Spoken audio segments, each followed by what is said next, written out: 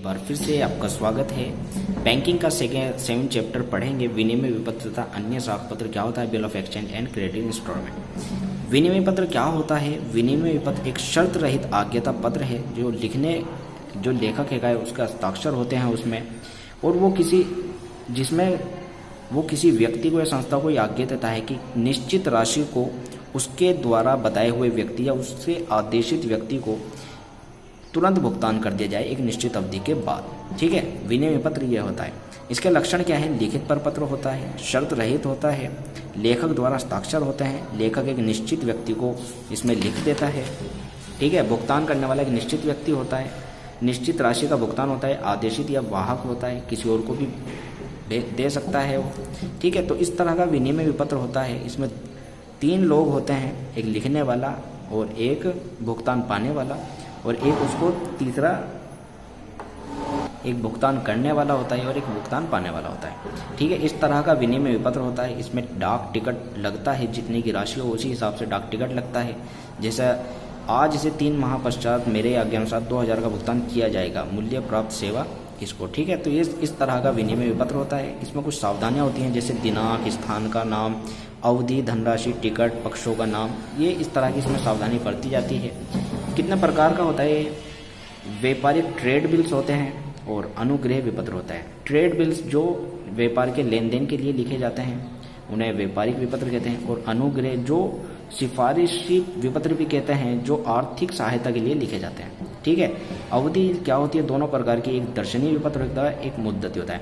दर्शनीय होता है जिसको भुगतानकर्ता के सम्मुख प्रस्तुत करना जरूरी होता है, और मुद्दती होता है कि एक मुद्दत के बाद, एक टाइम के बाद उसको दिखाया जाता है। उसमें जितने महीने का वो लिखा जाता है उसमें 3 दिन अनुग्रह दिवस के जोड़कर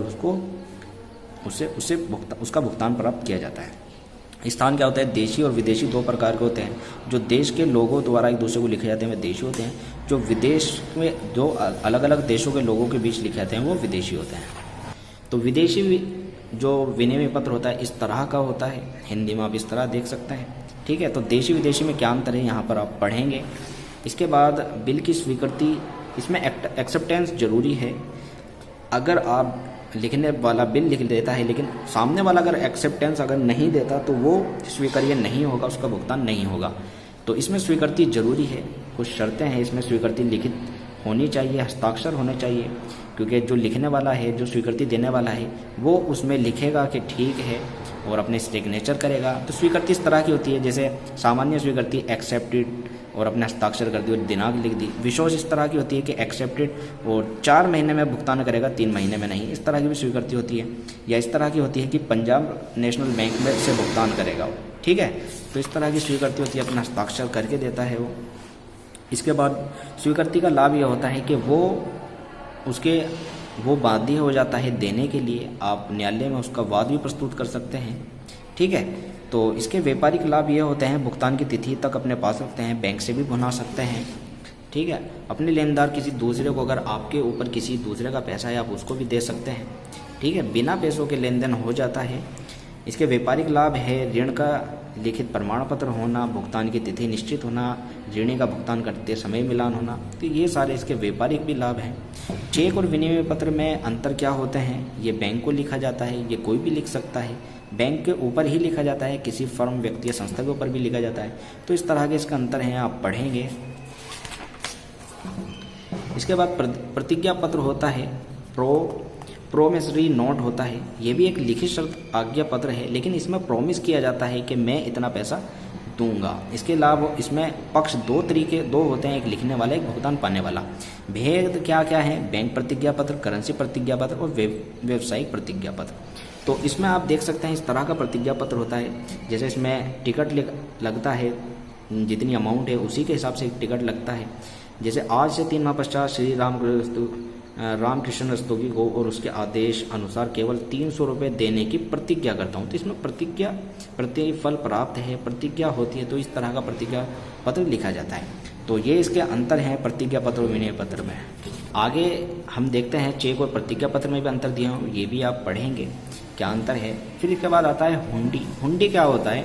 हुंडी शब्द की उत्पत्ति संस्कृत भाषा के हुंडी शब्द से हुई है, जिसका अर्थ संग्रह करना होता है। तो भारत के प्रचलन में ये बहुत प्रचलन में होता था, अधिकतर जो देशी भाषा में ही लिखा जाता था।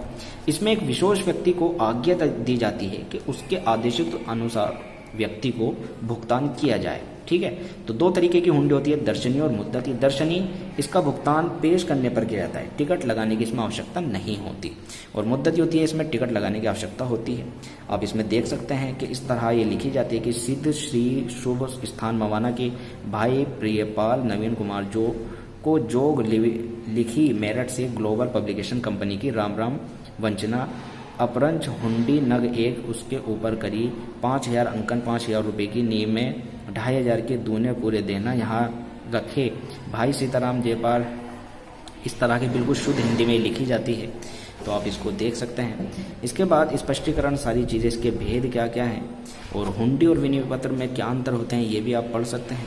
इसके बाद बैंक ड्राफ्ट आता है। बैंक ड्राफ्ट क्या होता है? बैंक ड्राफ्ट एक प्रयोग है एक स्थान से दूसरे स्थान पर धन भेजने का, जो बैंक द्वारा अपने किसी दूसरे बैंक को एक वो ड्राफ्ट लिखता है जिसमें पैसों का लेन देन होता है। ठीक है, तो ये बैंक द्वारा किसी दूसरे बैंक पर लिखा जाता है।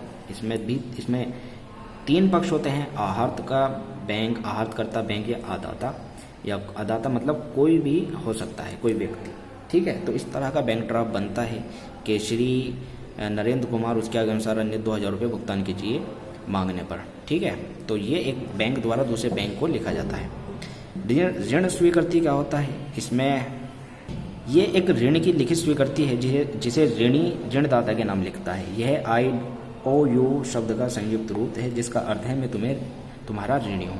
इस तरह ये लिखा जाता है। अब सरकारी हुंडियाँ ट्रेजरी बिल क्या होती है? सरकारी हुंडियाँ ये सरकार अल्पकालीन ऋण प्राप्त करने के लिए सरकारी हुंडियाँ जारी करती हैं जिनकी अवधि 3, 6, 9, 12 माह हो सकती है।